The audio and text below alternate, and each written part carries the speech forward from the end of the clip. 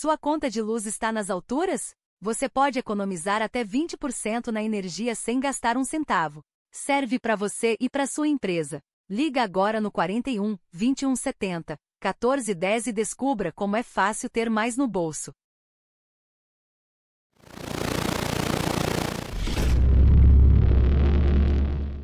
Tá difícil assistir ao seu podcast preferido sem travar? Isso é falta de Net Futuro na sua vida. Internet fibra ótica com planos a partir de 300 MB. Não perca tempo, chame agora no 41 21 70 14 10 ou faça uma visita no andar superior da rodoviária. @netfuturo_, segue lá.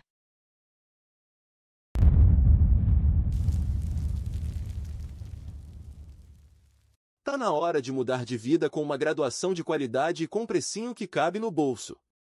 Direito, agronomia, medicina veterinária, psicologia, terapia ocupacional, odontologia, farmácia e enfermagem. Ainda dá tempo de fazer seu vestibular online. Vai lá, fael.edu.br e comece o futuro agora.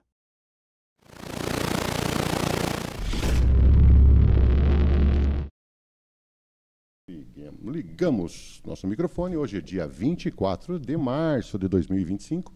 Eu sou Aramis Gorniski, editor do jornal A Tribuna Regional e apresentador do Prosa na Tribuna. Hoje nosso Prosa na Tribuna é especial. A gente tem uma convidada muito legal, eu já vou falar sobre ela. Antes disso, quero agradecer aos nossos patrocinadores e dar o recado deles aí. Desculpa aí. Prosa boa tem que ter conexão de qualidade. E se tem internet rápida, tem Net Futuro. Com planos de fibra ótica a partir de 300 MB, você navega, trabalha e se diverte sem travar. Assine já.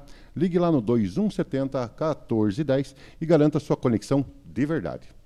Lá no Josias, esse pessoal do Josias da Net Futuro, eles têm a melhor assistência técnica da região, além da assistência do atendimento. Quando você for atendido por eles, você vai gostar muito. Esse é um diferencial muito grande da equipe do Josias. Se quer reduzir sua conta de luz sem gastar nada, em até 20%. Com a Luz Futuro, você economiza na energia elétrica sem investimento inicial. É simples, seguro e garantido. Quer saber como? Ligue lá também no 2170 1410 e comece a economizar hoje mesmo. E também, o futuro começa com educação de qualidade. Na Unifael, você encontra cursos como Direito, Psicologia, Medicina Veterinária, Enfermagem, Agronomia, Odontologia e muito mais. Faça vestibular e comece a construir sua carreira agora mesmo. Inscreva-se lá no fael.edu.br. Nós estamos hoje, na semana que vem, semana de prova, então ainda a pessoa dá tempo de fazer o seu vestibular, entrar ainda e correr para começar esse ano. Mas pode ser feito agora na metade do ano, que vai ter turmas para todos os gostos, além do que a mensalidade é incrivelmente baixa. Além do que da mensalidade ser pequena, não tem custo de transporte para Curitiba, que normalmente é a coisa que mais incomoda todo mundo, além da insegurança de você pegar a estrada, tá? E o campus da FAEL está maravilhoso, muito bem estruturado. Agora falemos de nossa convidada, eu vou passar para a câmera central aqui. Nossa convidada é uma lapiana da Gema, né? Os dois sobrenomes falam isso. Exatamente. Camila Stabac Mendes, é isso? Exato. Tudo bem, Camila? Seja bem-vinda. Muito obrigada pelo convite, é um prazer estar aqui, trazendo tópicos tão necessários e importantes para a sociedade lapiana e para a sociedade em geral. É muito bacana essa iniciativa. Esse papo aqui, eu fico muito feliz de estar com você aqui por dois motivos. Porque a gente vai trazer muita informação legal para o pessoal e porque você é minha professora lá na FAEL, né? Quando eu estava falando da FAEL, ela estava concordando aqui. Realmente a coisa está muito boa lá, né? Muito bom. Nossa, é tão bom ver a oportunidade de ensino de qualidade na nossa cidade, porque eu precisei sair da Lapa para estudar. É tão bom ter a possibilidade hoje de ter um ensino bom sem deslocamento, sem toda essa burocracia que é. Verdade. Eu lembro na década de 80, não, desculpa, 80 eu era pequeno, na década de 90 que eu fui para estudar no segundo grau, na época era segundo grau, no Colégio Opete. A gente pegava o ônibus da prefeitura, que a prefeitura cedia, eram dois ônibus que iam, o branco e o verde. Cada um tinha o seu apelido, né, do ônibus. Mas era 4 horas da tarde que a gente saía para chegar meia-noite e meia, 1 hora aqui novamente. Né? Então, não foi uma nem duas vezes que, graças a Deus, não conosco, mas ficamos na estrada parados por acidente e tudo. Então, é muito importante. O simples diferencial de ter na Lapa uma faculdade, eu sempre falo que muda a cabeça das pessoas no entorno, né? Aquele pessoal que está estudando, eles trazem para a sociedade alguma coisa nova, alguma coisa melhor. Mas vamos apresentar você. Você é advogada, professora e especialista em direito administrativo, é isso? Empresarial. Empresarial. Empresarial. Qual que é a diferença do administrativo para o empresarial? O direito administrativo ele é muito mais ligado a aspecto do governo, então administração pública. O direito empresarial é mais voltado no âmbito do direito privado para a empresa na prática. Então, meu foco não é necessariamente auxiliar ali num órgão estatal, mas sim as empresas privadas, pequenas empresas. Ok. Não, porque o currículo da Camila, eu estava falando aqui, se eu for ler inteiro, a gente vai passar 1h30, né? E como eu brinquei com ela, com um currículo desse 10 milhões, dá para passar o resto da vida sem trabalhar. Eu vendo o currículo por 10 milhões, fico bem tranquila. Camila, me conte um pouco da tua formação e por que você procurou o direito empresarial. Perfeito, então vamos lá. Eu comecei no direito, então normalmente quando você começa o direito, você acaba tendo vários campos para atuar, aquela dúvida normal de que área seguir. Eu sempre tive a vontade da empresa porque eu entendo as dores dos empresários. Venho de família de empresários, né? Toda família quase tem uma empresa, cada parente um segmento. Então, você entende a dor e o problema da falta de assessoria jurídica. Então, minha formação começou já na graduação voltada para o direito empresarial. Por isso, eu tenho diversos cursos. Então, atuei com cursos de direito empresarial na prática, comércio internacional e exterior, e mestrado agora em direito empresarial e cidadania e pós-graduação em proteção de dados, que também está muito envolvida na prática agora empresarial. Isso está bem em destaque, bem né? Alta, bem alta. Porque até um certo tempo atrás, a gente não tinha preocupação nenhuma com os dados do cliente, né? Não, a gente nós, como pessoas, vendíamos nossos dados por muito pouco, até hoje, né? Deixa eu te contar uma coisa. Esses dias atrás, eu consegui comprar 47 mil números de telefone celular aqui da região. Tá? Que esses números de celular, eu perguntei para o rapaz de onde que vem, ele disse que é uma junção de todas as coisas. Aí, claro, uma porção de números não servem. Mas eu fiquei abismado com a facilidade. R$200 para comprar isso aí. Muito pouco. Os nossos dados hoje valem pouco. São usados, por vezes, de uma maneira muito irregular. Muitas empresas não entendem a necessidade de proteger dados e fazer um tratamento consciente de dados, porque não sabem quais são os dados. Sim. É só o fato de você pedir o telefone, o endereço de alguém, você está coletando já dados. Já está coletando, né? Você tem que ter uma preocupação com o tratamento dele. Isso é uma preocupação muito grande, porque como você disse, qualquer site, qualquer coisa que a gente faça, você tem que fazer um cadastro. Né? E esse cadastro, eles já te pedem, grande parte deles te pede o CPF, inclusive, né? Inclusive. Então, vamos lá. Aí a gente está falando sobre toda essa legislação, sobre toda essa... você conversou comigo, a gente estava na FAEL falando sobre esse assunto, você disse que existe meios de você preparar para abrir uma empresa para que você tenha menos encrenca, porque encrenca todo empresário vai ter. Normal, né? Tradicional da prática. E aí eu engato com uma pergunta. Os regimes jurídicos corretos, que são MEI, Simples Nacional, Limitada, aqueles lucro presumido, essas coisas todas, vamos conversar. Me conte um pouco do que dá para se precaver. Então, vamos lá. Primeiramente, um fato que eu acho importante alguns dados trazer é o tempo de abertura de uma empresa, porque as pessoas, por vezes, não têm ideia de quanto tempo leva. Então, hoje em dia, uma média do Brasil, esses dados eu estou tirando do mapa de empresas do boletim do terceiro quadrimestre de 2024. Ele foi publicado em agora 2025, então são dados super recentes. O tempo médio de abertura de uma empresa no Brasil é 18 horas. 18 horas. Rapidíssimo. A região sul ainda reduz. 15 horas, a região sul é a média. Curitiba é a segunda capital mais rápida para se abrir uma empresa e a 10ª cidade mais rápida, com 2 horas e 10 minutos. Caramba! Para você ter uma empresa aberta. Claro que esse valor de tempo, ele vai conseguir variar muito conforme detalhes da empresa, burocracia, ele não é uma média exata, né? Não vou te falar mas que chega hoje, nesse mas recorde. chega nesse recorde. E o que esses dados nos trazem, nos mostram? Que o Brasil está preocupado em desburocratizar a regularização das empresas e facilitar a regularização empresarial. E isso é ótimo para o empresário, porque você ainda mais para frente a gente vai comentar dos riscos de você ter uma empresa não regular.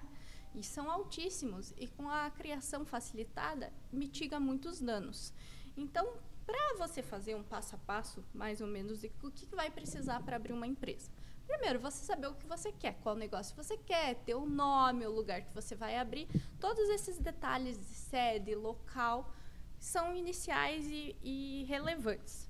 E um dos pontos principais é elaborar um plano de negócio. Dentro desse plano de negócio, é importante a gente pensar a natureza jurídica da nossa empresa e o tipo de empresa que a gente vai adequar e sistema tributário, tudo isso. Depois que a gente planejou e pensou, definiu a natureza jurídica, o tipo da empresa, o regime tributário, a gente vai propriamente para a fase de registro, que é bem rápida. A gente normalmente começa com uma consulta prévia para ver a viabilidade do negócio, nome, empresa, e aí passa para a inscrição na junta comercial, no cartório, fazendo licenças municipais. É um trâmite relativamente rápido, porém que deve ser muito pensado, principalmente o tópico de definir a natureza jurídica e o tipo da empresa, porque ele vai afetar o tipo de tributação, a responsabilidade empresarial e muitas coisas que podem vir dar tanta dor de cabeça no futuro se não pensadas. Então, é simples esse processo, ele envolve algumas documentações, então o contrato social, que aqui que entra os diferenciais de você ter um advogado te ajudando nesse passo a passo. Quase toda empresa, na hora da regularização, vai precisar constituir um contrato social. O contrato social ele tem alguns elementos que vêm por força de lei, legais, então, qualificação do sócio, nome, onde mora, estado civil, telefone, sede, são elementos básicos. Mas como o próprio nome já diz, o contrato empresarial, como ele é um contrato, você possui a prerrogativa de criar novas normas, regras e cláusulas contratuais que sejam específicas para o teu negócio, principalmente essa criação de regras próprias quando você está envolvendo mais de um sócio. Porque quando você está sozinho no negócio é um pouquinho mais tranquilo, mas a partir do momento que você envolve mais de uma pessoa, é importante você já pensar e programar bem como você quer fazer tudo isso. E o contrato social, ele passa por essa escolha do regime jurídico, que eu vou pedir licença e entrar um pouco agora num tópico mais técnico com vocês. O que nós temos no Brasil? Digamos assim, um certo probleminha. A gente não tem muita inovação tecnológica e uma inovação da lei quanto às formas jurídicas e regimes jurídicos. A gente tem empresas que estão lá no nosso Código Civil que não são usadas há mais de 100 anos. Então, é só para encher o saco, com perdão da palavra, do estudante de direito, que vai ter que ler e entender um monte de regime jurídico que está em desuso. Tem ali regime jurídico que foi criado para o período das grandes navegações, que vem de origem de código lusitanos, né, códigos portugueses, que caiu no Código Civil, e mesmo com a reforma em 2002, o Código Civil, que não é tão nova assim, já tem seus bons 20 e tantos anos, não foi retirado. E aí você vê a criação de diversas figuras jurídicas, o que gera essa dúvida na hora do empresário de escolher o seu regime. Por exemplo, um regime que é muito falado, que é muito conhecido, que é o MEI, que atualmente eu já não julgo ele tão positivo e tão benéfico como ele já foi. Por quê? Entrando em tópicos, o MEI ele vai ter um faturamento máximo de 81 mil anuais. Que vai isso dá em torno de 6.750 mensais. Que é um valor baixo para uma empresa. Baixíssimo. Então, o que isso faz? Já vai de cara limitar o crescimento da tua empresa. Uhum. Outro ponto do MEI, ele te limita em número de funcionários. Você só pode ter no máximo um funcionário. É você e mais um. Você mais um. Certo. O que dificulta também a tua expansão. Por vezes, para expansão, você precisa de mão de obra. Ele vai ter alguns pontos, que é a questão de você não poder ter outras empresas, ser sócio administrador em outra empresa, ou ser administrador em outra empresa. Isso acaba limitando bastante a atuação. E não é todos os segmentos empresariais que podem se adequar como MEI. Mas ainda esses não são os pontos, digamos assim, de maior desvantagem do MEI. Uma das vantagens que o MEI possui é a tributação simplificada, através do DAS, que ele unifica todos os impostos, mas mais para frente a gente vai ver que essa não é a única figura que faz e tem a possibilidade de fazer isso. Mas, na minha opinião, o que mais deve se tomar cuidado na escolha é quanto à responsabilidade. Dentro do MEI, a responsabilidade ainda é ilimitada.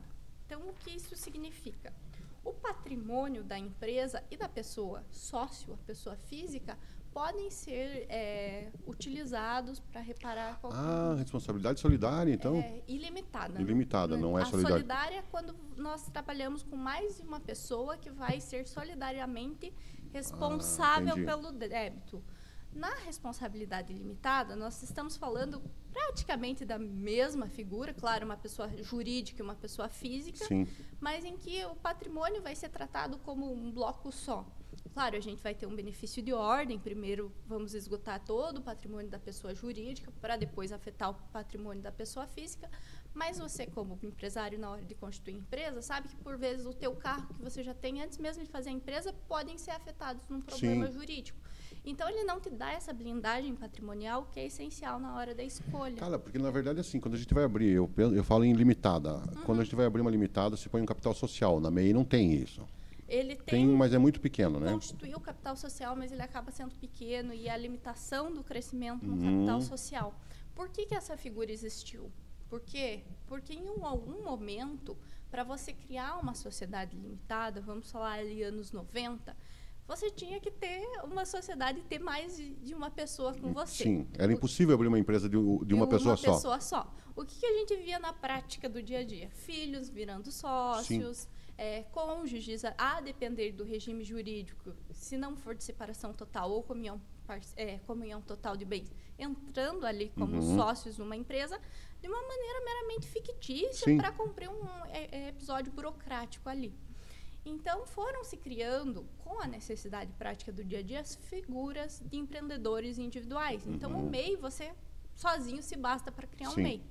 Porém, agora, 2023, salvo engano, a gente teve uma nova figura jurídica, deixa eu até conferir, acho que é 2021, a gente teve a criação, 2021, a criação de uma nova figura jurídica que, na minha opinião, vai levar o MEI ao desuso. A gente já vai trabalhar ela mais aqui para frente um pouquinho. Então, seriam essas as vantagens do MEI. A vantagem do MEI é que ele é facilmente criado, tem pouca burocracia, porém ele limita o crescimento da tua empresa e a principal desvantagem, na minha opinião, é a responsabilidade ilimitada no MEI. Então, que isso pode gerar problemas futuros. Outra empresa que a gente pode ter, que foi recentemente também, é o empresário individual. Quais são as vantagens no empresário individual? Eles não têm a mesma limitação que o MEI tem. Então, você pode ter quantos funcionários você quiser ter, o teu rendimento pode ultrapassar esse teto de 6.700, quase 7 por mês, porque não vai ter problema, você não vai se desconfigurar. Porém, o sistema jurídico, o regime tributário, você pode escolher entre o Simples Nacional, o DAS, ou o lucro presumido, o lucro real, e aí vai numa análise jurídica mais contábil, inclusive, para você verificar qual é o melhor regime jurídico para a escolha. Porque nesse caso desse modelo que você está me falando, o cara pode migrar, inclusive. Ele entra no Simples, mas se ele vê que está com um rendimento maior, ele pode ir mudando, ele pode alterar. Altera o regime tributário, pensando nas vantagens tributárias que ele vai ter. Porque cada regime vai ter uma vantagem, uma desvantagem, então é uma análise técnica ali a partir da cada empresa. Não existe uma regra, sempre o simples é melhor. Vai ter empresas que um lucro presumido, um lucro real vai ser muito mais lucrativo no fim. Eu quero voltar no contrato social. Falar um negócio só para você. Aqui no jornal, a gente tem a figura do edição e impressão de jornais, né, no nosso contrato social. E a gente tem o nosso portal. Então, para emitir nota disso, eu tive que colocar um código lá no contrato social. Só que o detalhe é o seguinte, se eu deixasse ele como atividade principal junto com a edição de jornais, ele aumentava de não sei quanto para não sei quanto o meu imposto de renda lá, que por nota fiscal acho que era de 8% para 16%, uma coisa assim. Então, assim, isso que você estava falando, da importância do contrato social em saber quais as características, as ramificações, né? Eu vi uma vez uma empresa, quando eu estava fazendo um serviço de prefeitura, uma empresa entrou numa licitação ali e o contrato social dela, na verdade, aquela folha do CNPJ, onde tem todas os KNAI, exatamente. Cara, ele tinha desde grade de janela até venda de carro, passava por venda de peixe. Tudo existente possível colocava, se brincasse, tinha a hélice de avião no negócio, né? Mas aí eu perguntei ainda pro cara, como que era? Ele disse assim, não, eu deixo a atividade principal determinada coisa, conforme o ano que eu precise, né, e tal. Só, claro, isso tem cara de picaretagem, né? Mas, enfim. Mas é uma boa organização na criação, você entender o que a empresa quer fazer, por exemplo, empresas que vão para a área de licitações, o que você precisa ter, quais KNAIs são interessantes. Inclusive, isso foi um aspecto, por exemplo, na pandemia. Os KNAIs essenciais não precisaram fechar suas atividades. Então, teve muita empresa aí atualizando o contrato social para ter KNAI essencial e continuar. Entendi. Porque, por exemplo, venda de alimento, de medicamento... Só para esclarecer, o KNAI é o Código Nacional de Atividade Econômica. Econômica, que ele vai dar autorização para a empresa trabalhar com determinada atividade ou não. Por exemplo, eu quero vender roupa, eu tenho que pôr ali o KNAI de varejo e alguma coisa de roupas, de vestimentas, sapatos e medicamentos. Então, são diversos, é uma lista gigantesca de KNAI e tudo isso parte dessa avaliação inicial. E ele vai ter reflexos contábeis no funcionamento da empresa, na liberação de alvará, diversas ramificações que o advogado e juntamente com a equipe contábil vai analisar para fazer uma posição estratégica. Sim. Qual escolha vai ser mais viável e melhor para aquela empresa naquele momento, para o crescimento.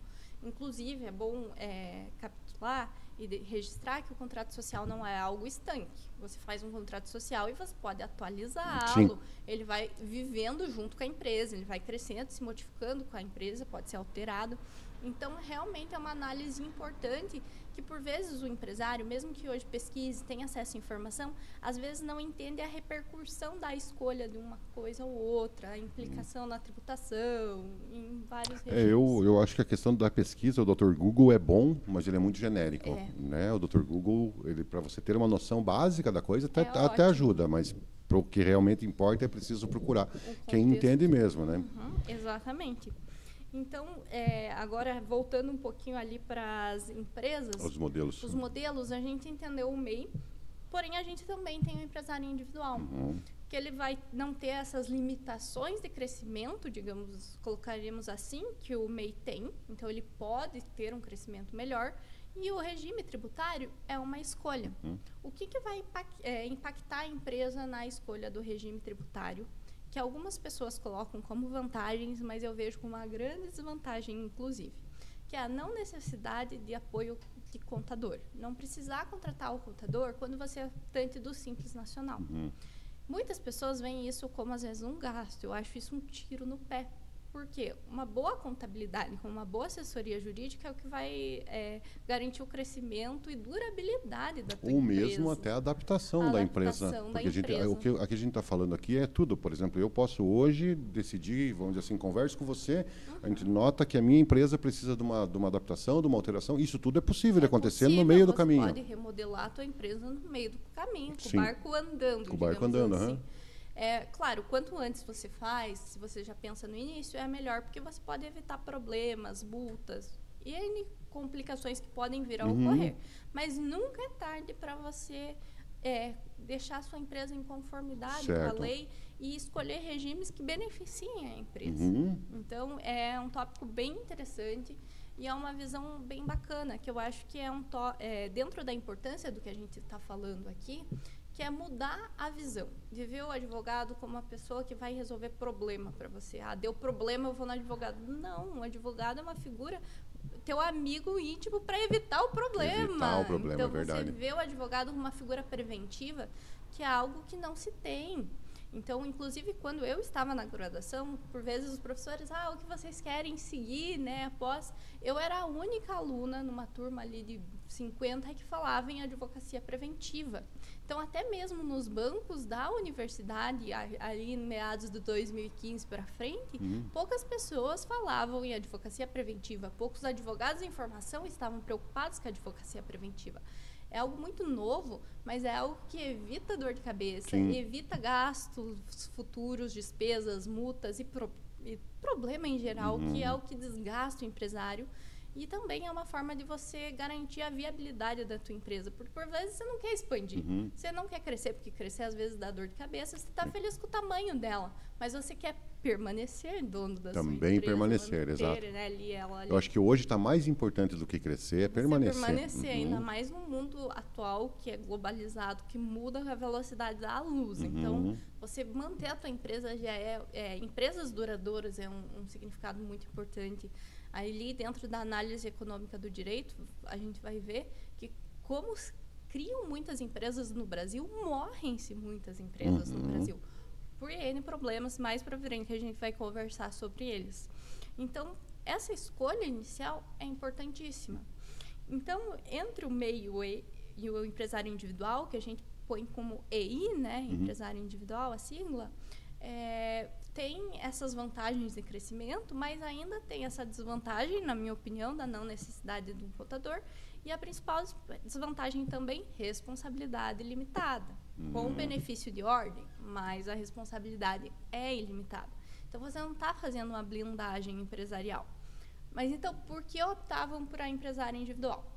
Porque, anteriormente, a existência da próxima figura que a gente vai falar, que é a Sociedade Limitada Unipessoal, SLU, existia a EIRELI. Uma vez eu tive um problema com isso, porque eu cheguei eu vi algumas publicações e daí a gente sempre publicava licitação e resultados de licitação, né? E a gente publica da Prefeitura de Contenda e tanto da Lapa. E aí a empresa Eireli, né? Eu chamava de Eireli. E daí a outra empresa Eireli, eu digo, mas são tudo parente que ganharam a licitação, eu não sabia dessa figura, porque tinha. E ela surgiu muito rápido e já tá em desuso. E já se extinguiu. Por quê? Qual que foi, digamos assim, a principal extinção dela? Um requisito de mínimo de integralização do capital social. Então, para você abrir essa empresa, tinha que, salvo engano, 100 salários mínimos para integralizar o capital social para abrir a empresa. Isso é um ponto que eu queria falar. O capital social, ele tem que integralizar, seria colocar esse dinheiro à disposição, de alguma maneira. Mas isso, geralmente, as pessoas simplesmente colocam contabilmente. Então, isso a gente também vai falar aqui. Tá. A questão do capital social, a integralização dele é extremamente importante, porque ele pode bagunçar esse aspecto de responsabilidade da empresa. Entendi. Então, mesmo que a gente esteja numa empresa de responsabilidade limitada, se não houver a integralização do capital social, você acaba tirando essa limitação.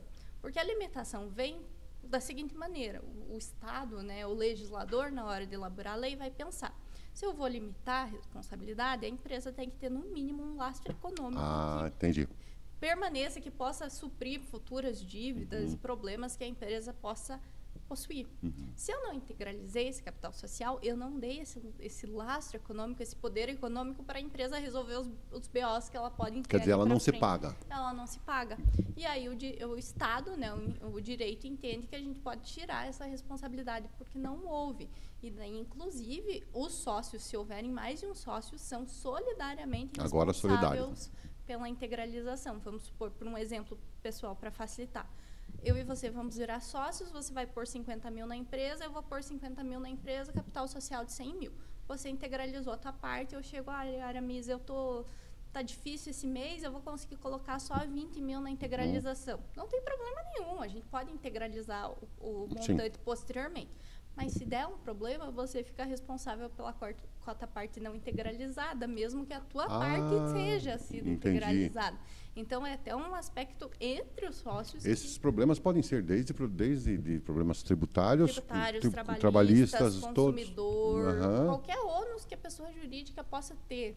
Que a gente vai ver que são vários, às vezes até assusta o empresário na hora que começa a pensar. Eu brinco que depois que você faz direito, você fica até com medo de fazer muita coisa, porque você vê os riscos de tudo. Mas, em certa forma, isso é ótimo, porque a partir do momento que você vê o risco, você sabe formas de mitigá-lo e você consegue conter os danos, o que é maravilhoso. Passado o susto inicial, você vê o pote de ouro para além do arco-íris. Isso é importante. O pote de ouro é uma coisa maravilhosa. Vamos lá. lá, Camila, continua. Voltando, então a Eireli, ela não era muito utilizada, apesar de algumas empresas adotarem, por conta dessa questão, que sem salários mínimos é dinheiro, por vezes, por um microempreendedor, empresário de pequeno porte. Ele não vai ter aquela condição de integralizar. E aí a proteção patrimonial, se ele não integralizasse capital social, ia por água abaixo, como a gente já falou. Então, por vezes, ela foi caindo no desuso e, graças a Deus, agora em 2021, e aos nossos legisladores, houve essa inovação e a figura que, na minha opinião, vai se tornar mais popular, que é a sociedade limitada unipessoal. Então, eu vou ter a responsabilidade limitada, claro, salva do capital social a gente já fez, eu não vou ter limitação de número de funcionários, de capital social, eu posso abrir com qualquer capital social aquela empresa. Não tem limitação de faturamento, não vai ter limitação a tipo de atividade. Então, ela é bem bacana, ela é bem ampla, pode ser utilizada em diversos casos. E a responsabilidade limitada, que de todas aqui que a gente viu, para um sócio é a única que possui. Porque você, digamos assim, uma sociedade unipessoal, ou é MEI, ou é empresário individual, ou é sociedade limitada unipessoal. Por isso, como essa figura não existia, as outras eram usadas. A partir do momento que essa figura nasceu, as outras vão cair no desuso e vão ficar por sei lá quanto tempo no nosso Código Civil, como a gente já tem diversas figuras empresariais que não vale nem a gente mencionar porque nunca é usada. Só vai estudar quem for realmente para o direito, que precisa saber daquilo. Precisa saber porque a ordem cobra, prova de concurso cobra. Então, você tem que estudar aquilo. Então, a sociedade unipessoal vai virar o novo foco e a tendência. Porque a partir do momento que você não quer um sócio, você vai querer essa blindagem patrimonial. Porque ninguém não vai... eu não preciso de blindagem patrimonial. Todo mundo vai querer, pretende crescer, né? Tem essa aspiração em crescer. E aqui entra o mesmo ponto do empresário individual. Você pode optar pelo simples, mas não é obrigatório a opção pelo simples. Você pode ir em diversos outros hábitos ali no contábil, lucro presumido, lucro real, e a questão do contador também. Se você é optante do simples, você não precisa contratar um contador. Mas altamente recomendado. Recomendável, assim, é loucura você atuar sem um contador. Porque é um custo que nem é tão alto assim pelos benefícios que ele vai trazer. Não, e assim, eu já, além do advogado empresarial, um contador bem informado, ele também já traz essas informações de adaptação da sua empresa conforme ela está andando, né? Ele diz, vamos modificar aqui, vamos fazer dessa maneira. Então, tem algumas empresas na Lapa, que é um exemplo que eu posso falar, que foi um trabalho contábil muito bom, que ela era uma empresa muito grande, ela se dividiu em 6 empresas, cada uma com o seu raminho menor, porque aquela pequena, o KNAI daquela pequena puxava o imposto para cima, né? E assim vai, e a pessoa daí conseguiu transformar aquilo em 5, 6 empresas, com um bom trabalho contábil, bom trabalho de direito empresarial, e aí hoje paga muito menos imposto e a coisa flui. Que eu acho que é o ponto essencial aqui, que é a gente entender sobre a importância de um planejamento tributário, que para além do advogado, usa-se muito a contabilidade, é um trabalho ali em equipe, que muitas pessoas pensam, as grandes empresas, os ricos não pagam imposto, pelo contrário, são os que pagam mais certinho. Porque eles entendem o risco do não pagamento de imposto e tem uma equipe bacana para fazer um bom planejamento tributário e reduzir os custos de tributação. Então, hoje em dia, essa profissionalização é importante. É você entender a importância de pagar o tributo, mas pagar isso de maneira esperta, eficiente, sem custo desnecessário para a tua empresa. Então, o que você, por vezes, acha que é um gasto com a contratação de um advogado ou de um contador, no fim, ele mesmo se paga com as soluções que ele vai te dar. E com a tranquilidade que você tem. Você dorme tranquilo. Uma coisa interessante também, porque a gente está falando aqui na questão do MEI, a gente vem de pessoas que R$7 mil por mês, né? É um valor baixíssimo. Mas, pelos últimos dados, eu não tenho os últimos dados, mas eu vi que mais de 50% das empresas do Brasil são microempresas, são empresas de pequeno porte, né? Microempresas e empresas de pequeno porte. E aí, a gente não tem um trabalho específico, porque, por exemplo, eu sempre falo, um Sebrae da vida, ele trabalha com empresas maiores, tá? Ele consegue organizar, fazer um 5S, fazer uma coisa assim. E a gente, para os pequenas empresas, não tem. Então, precisa mesmo dessa essa assessoria pessoal, cara a cara, para que a gente entenda, olha, tua empresa isso, tua empresa aquilo, você faz assim que é melhor, faz assado que é melhor. Porque eu acho que esse é o principal ponto da assessoria jurídica empresarial. É você perceber o cuidado que o advogado vai ter com o caso a caso. Ele vai entender a tua empresa, vai entender as necessidades que você tem, desde a elaboração de um contrato social até um contrato de parceria, de negócio, de prestação de serviços e a confiança que você tem. Porque você liga para o teu advogado, a qualquer momento ele te responde, ele te assessora, ele te ajuda e facilita muito o teu dia a dia, reduz riscos. Então, isso é extremamente importante e é algo que as grandes empresas usam e ficou-se um mito de ser algo extremamente caro para as pequenas empresas, mas não é. É algo fácil e que realmente tem benefícios que, se jogar ali no custo final, se paga. Então, essas são as principais vantagens. Dentro desses regimentos jurídicos que a gente já falou, a gente tem também os aspectos de regime tributário. Como a gente já falou, o Simples Nacional, minha área não é o tributário, mas como a vida empresarial leva ela uma coisa vai a outra, né? Você acaba tendo essa base. Então, ele é um sistema mais simplificado em que ele unifica, a gente falou muito do Simples Nacional, mas o que é?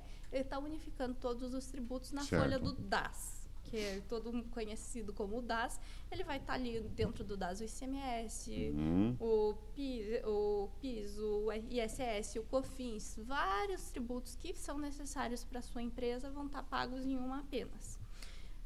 Qual que é a questão aí da limitação? Para você adotar o Simples Nacional, você tem que faturar até 4,8 milhões no ano. É um faturamento alto, então, por isso que é grande. Gostaria eu de estar nessa categoria. Passar nessa categoria. A grande maioria das empresas se enquadram, então é o regime mais adotado no Porque dia não a existe dia. um limite mínimo para você ser o MEI, né? Você tem um limite máximo, que seria o 4.800, não é isso? O Simples Nacional, qualquer dessas figuras empresariais, tanto o MEI como empresário individual, como a personalidade unipessoal ali, podem adotar o Simples Nacional desde que o faturamento não ultrapasse, não tendo um mínimo. Se for vender o picolé que quiser ali... Quer ser empresário com picolé, está feito. Simples Nacional, vendendo picolé está ótimo. E é muito fácil, porque como é o recolhimento único mensal, facilita na administração ali. Você sabe que é um imposto e você está, digamos assim, livre. Mas, claro, cada empresa tem que fazer a sua análise de custo-benefício, porque a gente tem outras duas figuras, que é o lucro presumido, que ele já é para empresas com até 78 bilhões ano, então já é muito mais alto, e ele vai ser pagamento individualizado de cada tributo. Então, você vai recolher cada um dos tributos necessários para a tua atividade. Então, você vai ter que verificar a tua atividade, quais são as incidências tributárias e o pagamento individual de cada uma delas.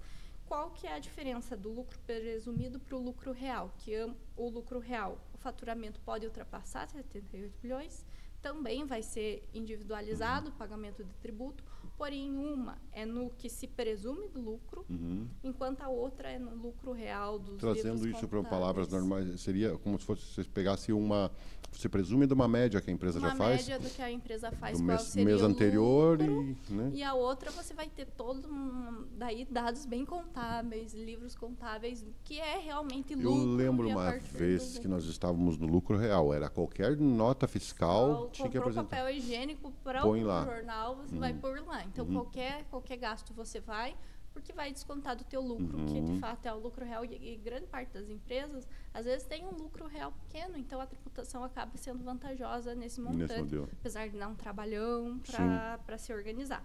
Enquanto o Simples Nacional, ele é por base no faturamento total, não é no lucro. Então, por essa diferença, né? O fatura é tudo que entra na empresa, o lucro é o que sobra do grosso das despesas descontadas. Então, tem essa diferença. Por isso que é bom avaliar com o contador também na análise numérica de qual sistema vai ser melhor, mais vantajoso, no teu dia a dia. E aqui, vamos agora para os erros mais comuns nesse momento de criação numa empresa. Isso é importante. Qual que é o erro mais comum e o pior erro que nunca se deve cometer? Fazer um logotipo ruim? Não. Esse ainda passa. Você abrir a porta sem criar a tua empresa de fato. Você começar a trabalhar sem ter uma empresa. Por quê? Você vai cair no que o direito chama de sociedade comum, que é a sociedade irregular, que é uma sociedade que não tem registro na junta comercial, não tem um contrato social, não tem todos esses requisitos que a gente falou que vai ser necessário para a criação da tua empresa. Qual que é o ponto? A tua responsabilidade vai ser ilimitada. Ah, mas a MEI também é ilimitada, então qual é o diferencial? O benefício de ordem, que é esgotar o patrimônio da empresa para depois atingir o patrimônio do sócio, na prática vai por água abaixo. Por quê? Porque você não tem registro de nada. Realmente o sistema jurídico é feito para prejudicar a pessoa, porque ela está na irregularidade.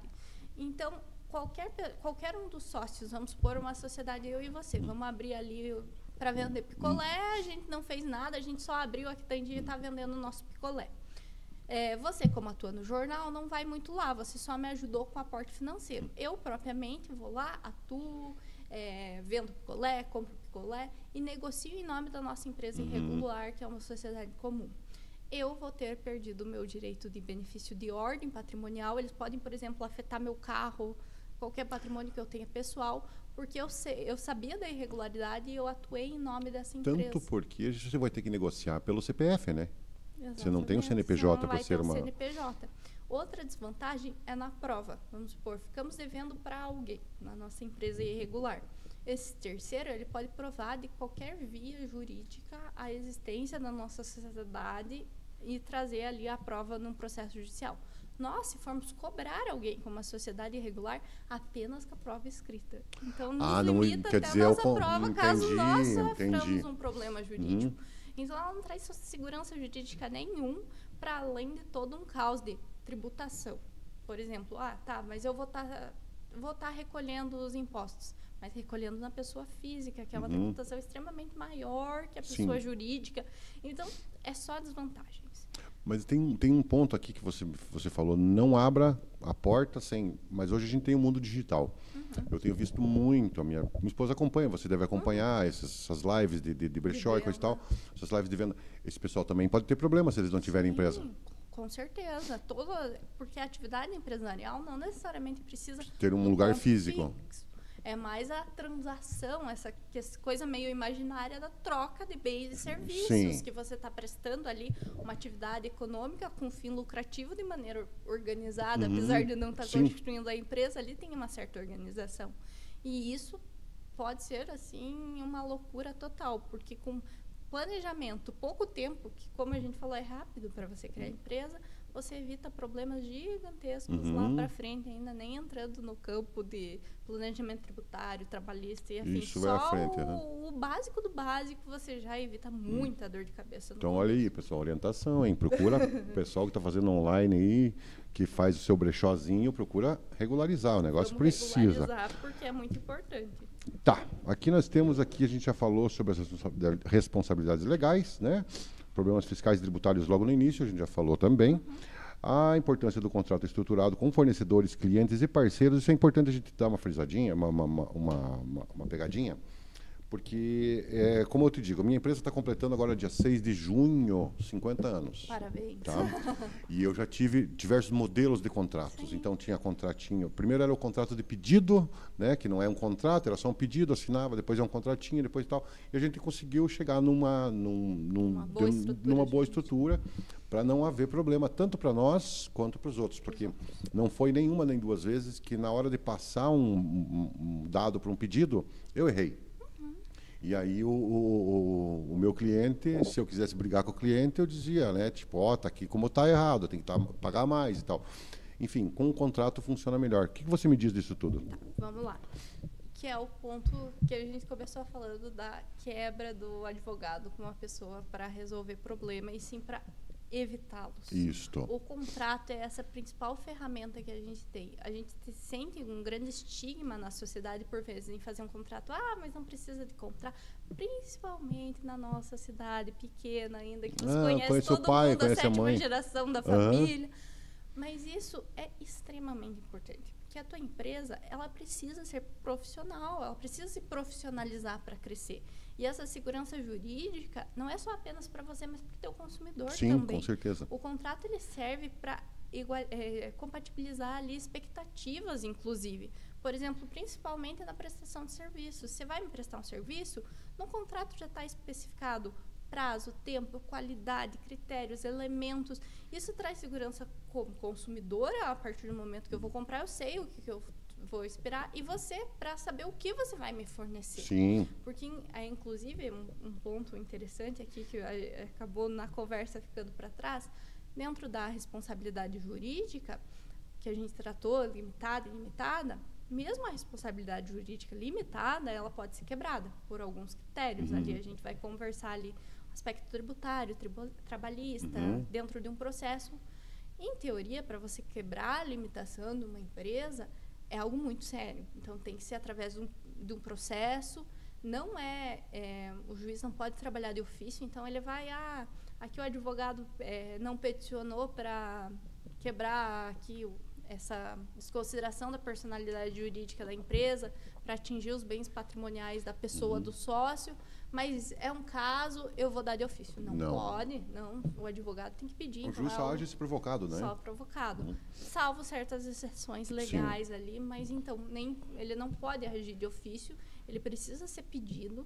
E a regra geral é que a nossa sistema jurídico adota a teoria maior, que para se considerar a desconsideração da personalidade jurídica tem que ter fraude, confusão patrimonial, vários requisitos que provem que a gente pode quebrar esse elo de blindagem patrimonial, até porque senão todo mundo ia criar empresa limitada para fazer fraude por aí.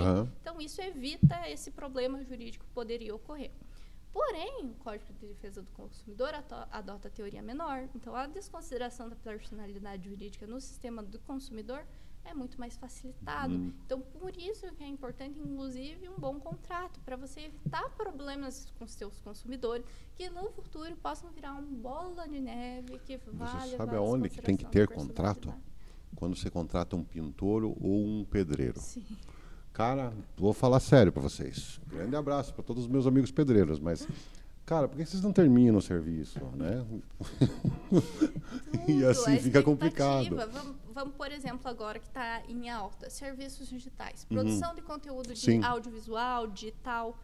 Existe uma expectativa no serviço que eu idealizei na minha cabeça, que por vezes eu não consigo deixar claro para a pessoa que vai me prestar o serviço, e eu não vou gostar, sei lá, do vídeo, da arte que a pessoa me produz. Quantas alterações podem fazer? Serviço de um arquiteto, tudo isso que vai muito para a subjetividade do que é bonito, que eu gosto, que eu não gosto, que é útil, que não é útil. Como que eu vou trazer segurança para a empresa, para ela não precisar ficar trabalhando à toa e refazendo aquilo 100 vezes para a pessoa, e para a pessoa também estar ciente? Vamos limitar contratualmente, a gente pode ir alteração até tal fase, o tempo que a gente vai levar para entregar uma alteração. Então, são todos elementos que... E eu acho assim que a questão do contrato, ela torna um tanto quanto mais sério e profissional, tanto da parte que contrata quanto da parte contratada. Você tem uma segurança, tanto de ida quanto de vinda nessa história, sabe? Claro, com certeza. E o contrato, eu pessoalmente gosto de trabalhar assim, entender a dor daquela empresa. Porque cada contrato é um contrato. Claro que hoje, se a gente está com o contrato do Google, você vai achar de tudo. Ah, maravilha. Vai ter de tudo. É melhor do que não ter um contrato? Inegável.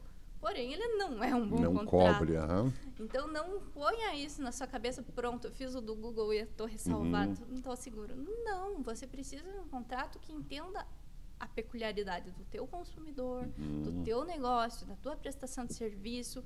E isso vem desde a experiência profissional da empresa que está te contratando, trazer as dores e problemas que ela já passou, como previamente uma análise de jurisprudência daquela atividade, quais são os riscos daquela atividade, que um bom advogado vai sentar ao lado do empresário e fazer, qual que é a tua principal preocupação quando você está atuando? Bom, isso, então vamos transcrever isso numa cláusula contratual. Isso também vai dar segurança para o consumidor, como eu já falei, porque eu já sei o que esperar, e para o empresário, que também está resguardado. E, inclusive, para além desse contrato consumidor-empresa, o contrato entre fornecedores de serviço entre empresas, né? Que é também importantíssimo, que por vezes, se eu não recebo um material, eu não consigo prestar meu serviço, eu vou responder lá na outra ponta. Então, é toda uma cadeia contratual que precisa ser vista dentro da empresa E assim, raríssimas as empresas têm.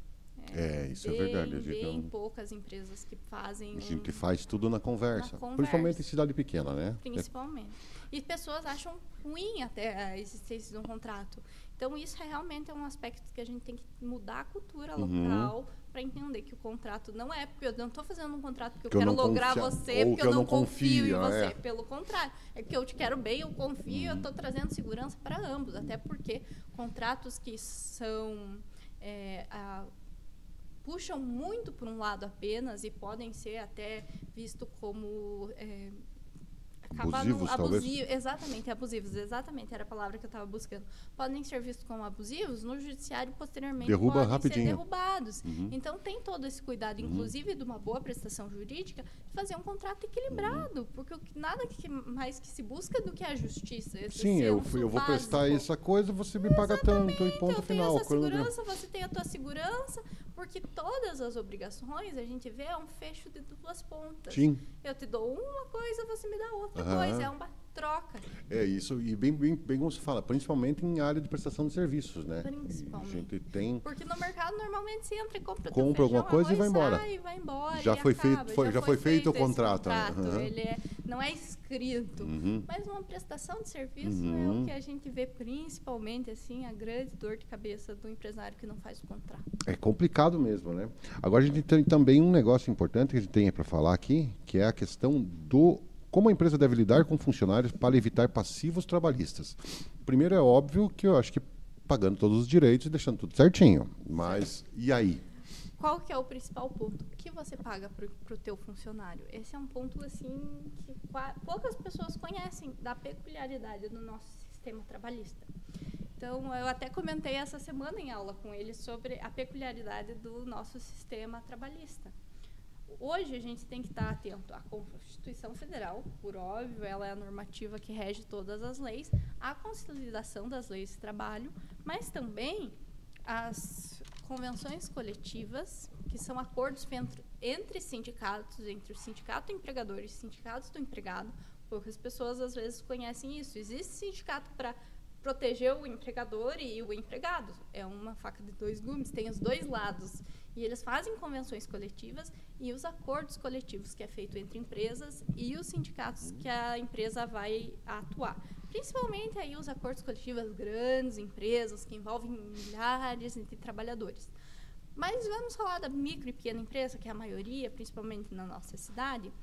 Por vezes, o empregador acha que está fazendo tudo certinho, está pagando o salário mínimo, mas não verifica que ele está subordinado a um sindicato. E uma convenção coletiva feita desse sindicato prevê um salário mínimo de piso regional maior, diferenciado.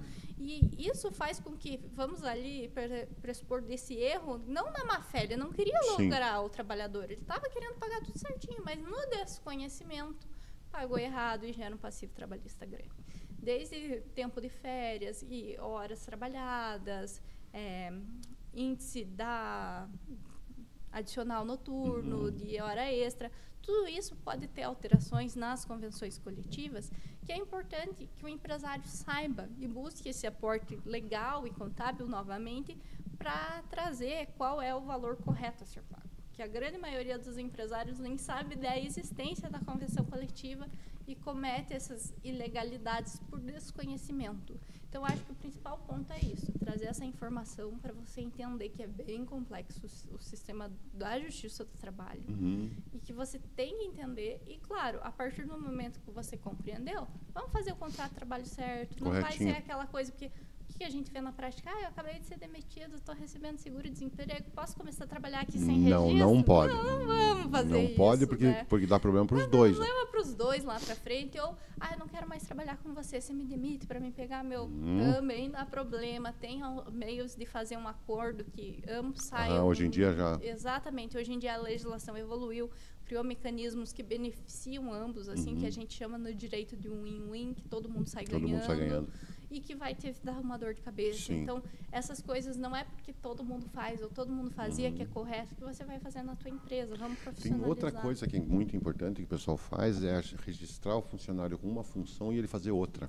Isso dá acúmulo de função, Sabe? desvio de função, dá uma dor de cabeça lá para frente, depois comprovado, porque às vezes cada função tem determinadas empresas que têm adicional de pericularidade por conta do perigo na função, ou tem adicional de insalubridade, portanto, da condição ali trabalhada, ou acúmulo de função, simplesmente eu faço mais funções do que eu recebo por, ou troca, eu recebo por uma função que eu nem pratico e eu pratico outra que tem que eu receberia um salário maior.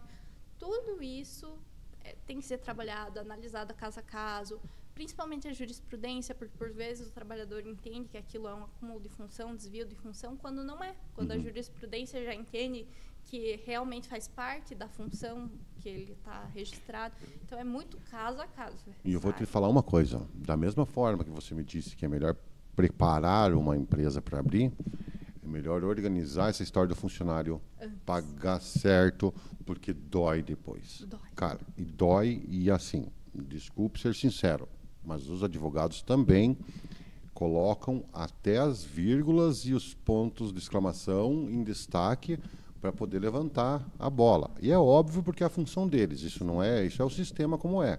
E a lei que permite isso, né? Mas assim, é muito complicado você passar por um processo trabalhista, porque o processo trabalhista ele desestabiliza principalmente uma empresa pequena. Com certeza. É uma das dores maiores e assim, agora vamos despersonificar, tirar o ponto empresarial, você também está falando ali da vida de uma pessoa. O salário é algo muito importante. Então, é muito pesado isso para o sistema jurídico criar uma legislação para preservar o salário. E, por outro lado, também a gente tem que olhar também o empresário pequeno e médio empresário. O cara tem dois funcionários daí há 3 anos trabalham junto, são amigos de churrasco, tudo, daqui a pouco está lá o cara para processo trabalhista. E, às vezes, aquele processo desestabiliza e mata uma empresa. Mata. E aí você afeta pós-serviços.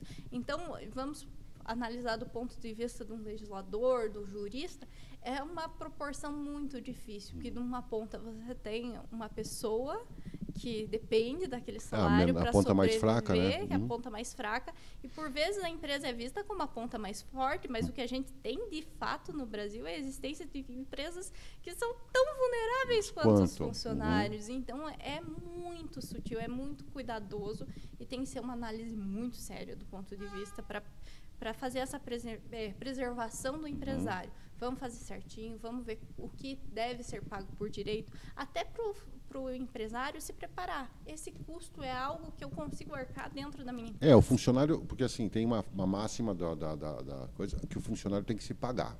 Né? Isso porque ele tem que se pagar e trazer mais algum retorno para a empresa. Muito bem. Mas esse funcionário esse custo é suficiente? Né? Ou então eu vou ter que trabalhar um pouco mais até chegar a um ponto de que eu possa ter alguém? Qual que é o custo do teu funcionário na prática na tua empresa? Porque não é só o salário. Não é.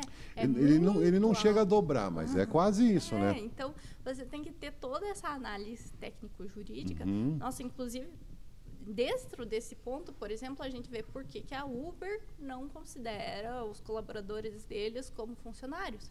Porque o lucro que eles têm da atividade não pagaria nada das questões trabalhistas. Teve um projeto que eles estavam tentando colocar não sei quanto de... O meu TCC, trabalho de conclusão de curso, foi sobre isso, sobre a personalidade do trabalho ou não do Uber. E aí a gente entra numa análise econômica do direito do custo de um empregado no Brasil, de um funcionário, de um colaborador.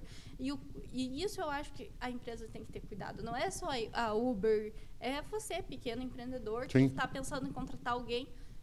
Beleza, eu preciso? Por vezes precisa, mas eu posso? Qual que é o custo real? Quanto tempo eu vou ter? Porque a partir do momento que você trabalha na legalidade pagando tudo certo e ele se paga, perfeito. Mas se você não faz esse cálculo e vai depois mitigando, tirando, não dá férias no momento que tem que dar, não paga férias na hora que tem que pagar, não paga hora extra, não paga os adicionais devidos, nossa, isso vai te dar uma dor de Ele cabeça. vira uma bola de neve e ainda tem multa em cima disso tudo na justiça, né? Tem multa, o prazo é bem grande, 5 anos, daí tem a prescrição diferenciada. Então, é um sistema assim que tem que ter cuidado quando você vai olhar na hora de contratar. Aqui tem uma pergunta para você, que você falou sobre, nós estávamos falando sobre funcionários. Eu vi uma notícia ontem ou antes de ontem, que vai sair uma nova normativa para que a partir de junho ou julho, não sei que dia, não vai ser possível o trabalho nos domingos e feriados. Você já teve em contato com isso? Não tive em contato. O que a gente tem hoje, que eu sei? Os domingos e feriados, há possibilidade de regime de trabalho, porém existe a limitação. Você não pode trabalhar todo domingo. Não, mas nesse caso... Seria total proibido. Salvo... Veja a malandragem. Salvo acordo coletivo com o sindicato.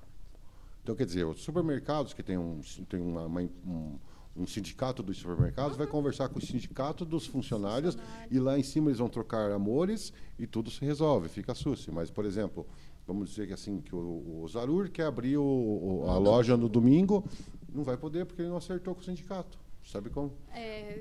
Principalmente aí a gente entra naquele ponto. Como eu não li a lei, eu não estou ciente da notícia. Eu também cheguei só a ver os... Para pontuar, a gente precisa ver se é por convenção coletiva ou acordo coletivo.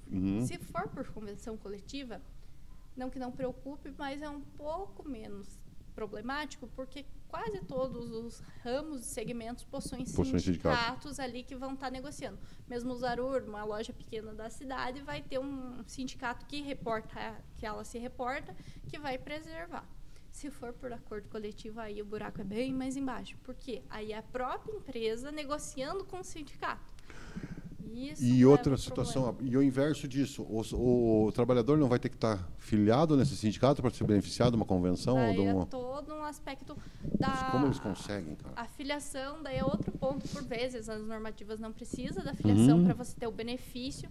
É mais um aspecto de como o sindicato vai atuar frente ao trabalhador, e tem várias alterações que veio com a reforma trabalhista. Nossa, isso dá um podcast só disso, né? Mas dá, porque essa lida do sindicato, eu falo para você, o Brasil, você já deve ter ouvido falar, nós temos mais de 9 mil sindicatos, ou 90 mil, não sei. É o país do mundo que tem... que só nós já temos mais sindicatos que o mundo inteiro, praticamente, sabe? Que se pegam os Estados Unidos, que não dá para basear pelos Estados Unidos, porque é outra coisa. Mas pega outros países meio amarrados, a Espanha, que é um país amarrado com direito trabalhista, tem muito menos sindicato. Tem muito menos... É que aqui tem sindicato do sindicato. É complicado, né? Nossos sistemas. E aí eu trabalhei um tempo na prefeitura, trabalhei 11 meses lá na parte de eventos. E chegou um dia em abril lá, meu salário veio um pouquinho a menos. Eu fui lá no RH e digo, o que é essa porcaria? Tem um sindicato, porque não era o SISMU, porque o SISMU não tem todo mundo filiado. O sindicato do municipal não recebe isso. É um sindicato da Casa do Caramba que recebe um dia trabalhado de todos os funcionários, servidores públicos municipais. Agora teve algumas alterações para o recebimento do sindicato, porém eles também fazem uma certa burocracia para evitar. Carta Você tem à que ser mão. Carta à mão, enviada lá ou apresentada Presencial. ao sindicato para você poder não ter deputado. Aí vamos supor, é que lá, os sindicatos estão todos sediados em Curitiba. Vamos lá, 11,50 de pedágio se for com carro próprio, mais combustível, ou mesmo você vai de ônibus.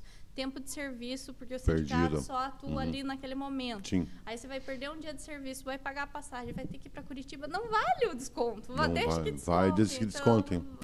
Isso que é um problema estrutural, que aí é um debate só a parte do direito. Mas enfim, não é o sindicato não discutir, senão dá para discutir bastante aqui. Nós já passamos e fomos. Você me falou de erros jurídicos e suas consequências. Camila, o que você me trouxe mais ali? Vamos lá, porque se eu for puxar aqui a pauta, vai muita coisa. Vai com você. O que você acha importante para a gente estar... Agora nós estamos aqui 1h03 já. Então eu acho assim que nós podemos falar de medidas essenciais para manter uma empresa dentro da legalidade. Vamos lá. Então, tudo que a gente está falando, basicamente, de preventivo é essencial. Hoje em dia está muito na moda o termo compliance. Né? Compliance virou moda, principalmente ali após a Lava Jato, essas operações. E o compliance foi, por vezes, para muitas pessoas, é entendido para evitar corrupção. não é apenas isso. O compliance é estar de acordo com a lei, ter uma postura ética, moral, um código de conduta que se adeque ao código legal, que eu acho que é essencial para qualquer empresa. Então, a prestação preventiva da advocacia, ela busca isso, trazer a regularidade para a empresa, agir conforme a lei, para, dentro de mecanismos legais e éticos, estar mitigando danos, riscos e problemas que a empresa pode ter. Dentro, por exemplo, do planejamento tributário, a gente citou ali, por exemplo, temos a elisão, a evasão e a sonegação. A elisão nada mais é do que, de maneira legal, lícita, possível, você reduzir a tua carga tributária através de um planejamento, pensando estrategicamente.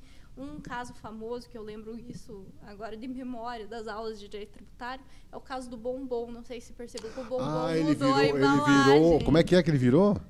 Eu não lembro. O sonho de valsa, né?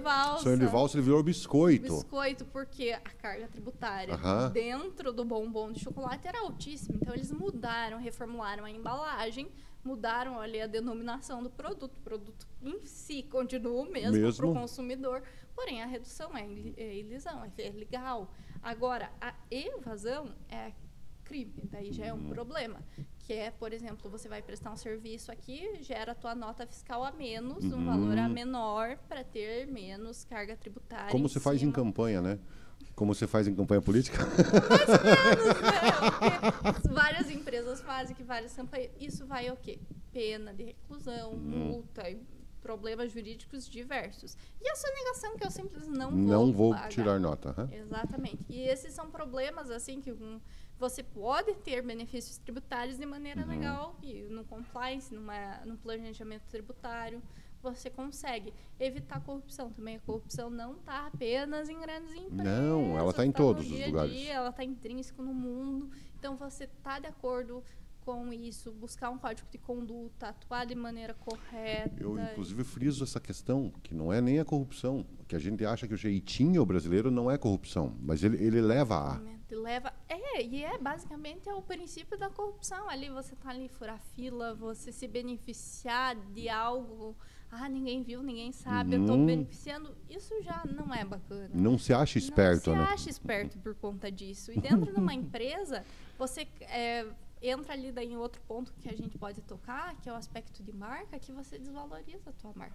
Com certeza, com certeza. Porque agora, trocando de assunto, indo para a marca, por vezes os empresários mais antigos não têm essa visão. Hoje em dia, o que vale no patrimônio de uma empresa, por vezes, não é o imóvel, se ela tem um imóvel, ou o número de bens que ela tem, é um patrimônio que é imaterial, que vai estar ligado à própria marca dela e que vai estar atrelado a isso. É uma boa conduta, uma empresa íntegra, que não está envolvida em escândalos, que tem o nome limpo, digamos assim, no mercado, no ramo.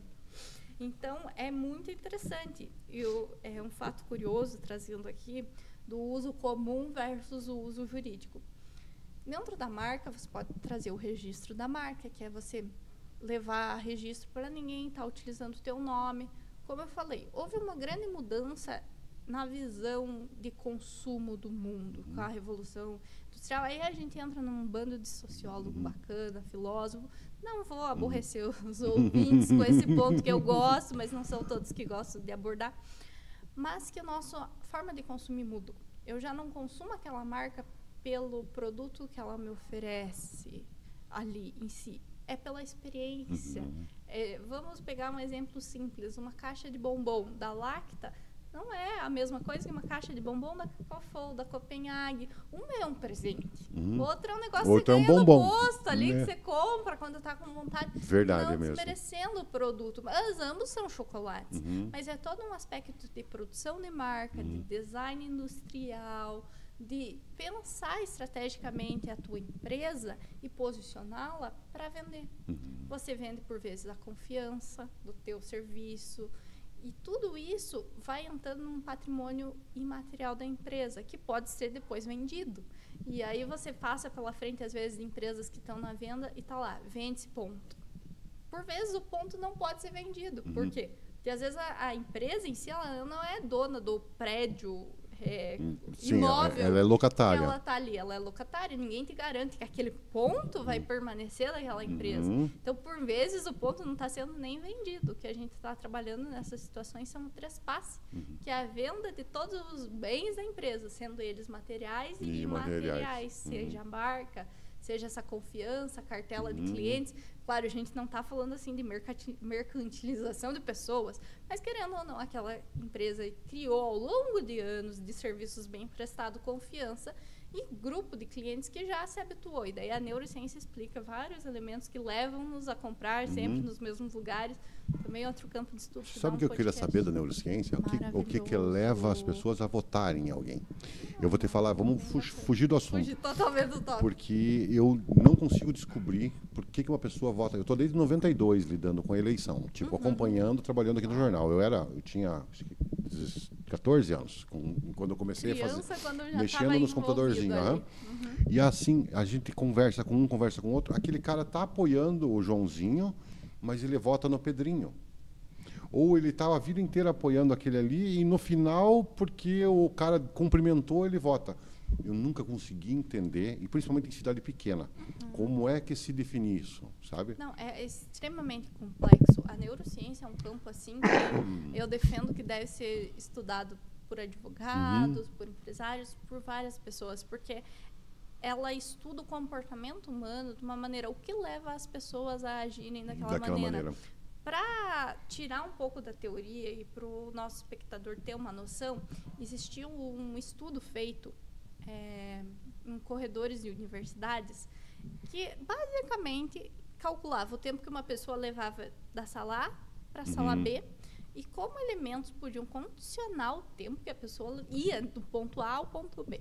Então, primeiramente, eles cronometraram lá pessoas andando do ponto A ao ponto B, levou X minutos. Depois, eles pegaram um grupo de pessoas e colocaram para responder um questionário. Esse questionário nada tinha a ver com o estudo, mas ele condicionava a forma das pessoas pensarem. Então, eles tinham ali várias palavras, vários termos, várias imagens que faziam uma associação na cabeça das pessoas, no pensamento das pessoas, com a imagem de pessoas mais velhas. Então, bengala, asilo, várias coisas que a gente atrela a pessoas idosas. Isso fez com que se tivesse uma redução, um aumento no tempo que a pessoa ia do ponto A ao ponto B. Quer dizer, a pessoa andava mais devagar, ela se rastejava no corredor porque ela se condicionou a pensar em pessoas, por exemplo, idosas. Certo. E aí eles começaram a ver realmente há associações, há condutas que levam à associação, que mudam o comportamento das pessoas. E isso ainda é um campo muito novo, que tem muita vasta pesquisa. Dentro da política, eu não sei te precisar propriamente, porque eu não estudei. O meu campo no estudo na neurociência é mais já dentro do empresarial. Eu amo essa área, né? Então... Mas te incentivo a estudar, porque você vai ficar maravilhado como somos condicionados e como é fácil condicionar o ser humano e como, por vezes, a gente não percebe o nosso condicionamento. Vamos dar outro exemplo aqui.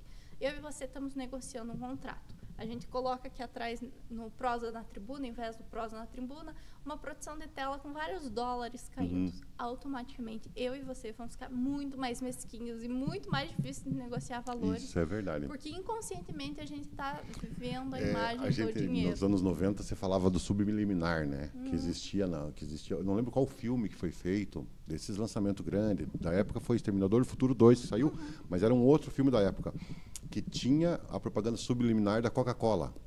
E eles fizeram esse teste, tanto aqui em Curitiba e em outros locais também. Eles fizeram esse teste, ela parecia menos de milissegundo ali. E o quanto vendeu a mais de Coca-Cola lá fora. Porque você sai do filme sem saber, mas você fala, nossa, tô com uma vontade de Coca. E isso é tudo, desde a vontade de comprar um item ou a vontade, predileção de votar em alguém. Sem necessariamente você buscar o que, na racionalidade, as pessoas julgariam que estavam buscando na eleição. Não, eu estou analisando pauta, medida, política pública. Bobagem pura. Bobagem pura. Mas, Camila, nós vamos ter que encerrar por aqui, que a gente já está o papo cumprido. Eu quero agradecer muito a você e que a gente vai estar com o microfone aberto aí para você mandar um recado para a turma. Então, eu agradeço todos vocês, né, a equipe toda da Tribuna. Parabéns pela iniciativa. programa é maravilhoso, todos os tópicos são extremamente relevantes, é uma honra estar aqui. E agradeço a todo o público ouvinte, precisando, querendo tirar dúvida, mais informações. Tem um site que eu deixo disponibilizado quase todos os artigos científicos que eu vou publicando. Sempre busco fazê-los de uma maneira, com uma linguagem mais simples possível, para ter um acesso facilitado, tanto dos alunos quanto do público em geral. E tem as minhas redes sociais aí, Camila Mendes Advocacia, que todos podem estar buscando e fico à disposição de todo mundo aí. Excelente, muito obrigado, Camila. Obrigada. Então vamos encerrar hoje aí, dia 24 de março. Mais um Prosa. Até a próxima, pessoal. Cadê o... Aqui, ó. Vamos trocar aqui. Sua conta de luz está nas alturas? Você pode economizar até 20% na energia sem gastar um centavo. Serve para você e para sua empresa. Liga agora no 41 21 70 14 10 e descubra como é fácil ter mais no bolso.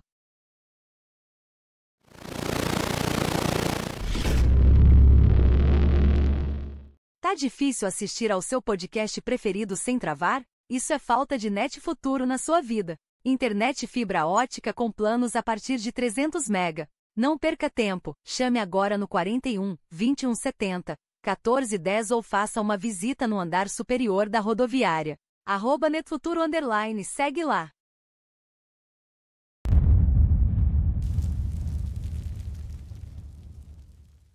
Tá na hora de mudar de vida com uma graduação de qualidade e com precinho que cabe no bolso. Direito, agronomia, medicina veterinária, psicologia, terapia ocupacional, odontologia, farmácia e enfermagem. Ainda dá tempo de fazer seu vestibular online. Vai lá, fael.edu.br e comece o futuro agora.